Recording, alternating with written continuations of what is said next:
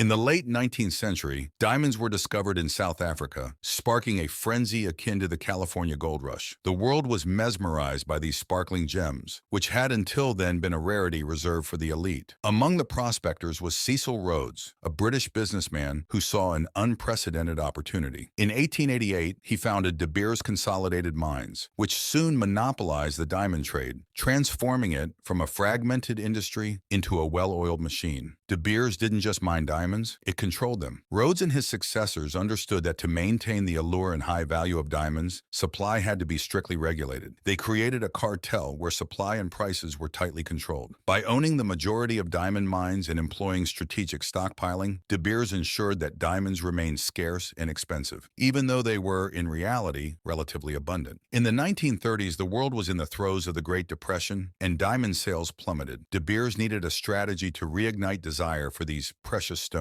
Enter NW Air and Son, the advertising agency that created the most iconic marketing campaign in history. The slogan, "A diamond is forever," introduced in 1947, became a cultural touchstone. It positioned diamonds not just as luxury items, but as essential tokens of love and commitment. The campaign was revolutionary. It encouraged young men to spend a significant portion of their annual salary on engagement rings, portraying this as an act of true devotion. Hollywood was enlisted to feature diamonds in movies, and celebrities flaunted them in public. Over the next few decades, the idea that a diamond ring was the ultimate symbol of love and commitment became deeply ingrained in Western culture. De Beers' monopoly allowed it to control diamond prices with an iron fist. Through the Central Selling Organization, CSO, the company decided which diamonds were released to the market and which were held back. They also manipulated diamond classifications to maintain the illusion of rarity. By the mid-20th century, De Beers controlled 90% of the world's diamond supply. However, this dominance was not without its challenges.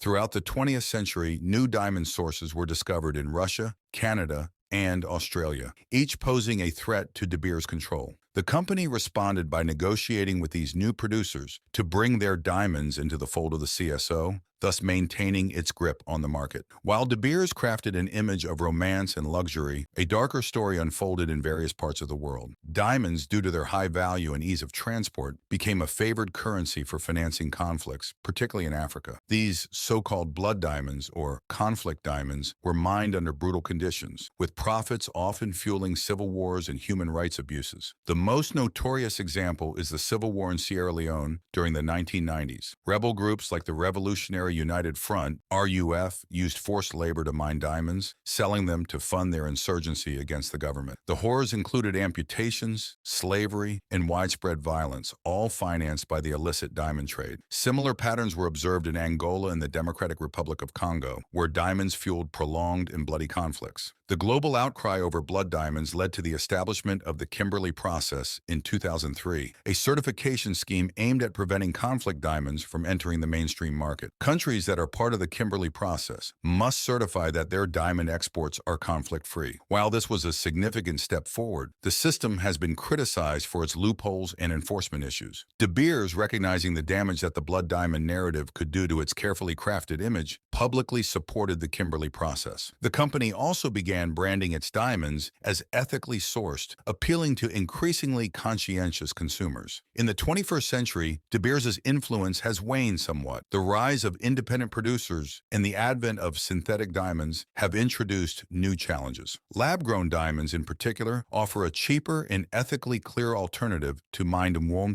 diamonds, appealing to a new generation of consumers who prioritize sustainability.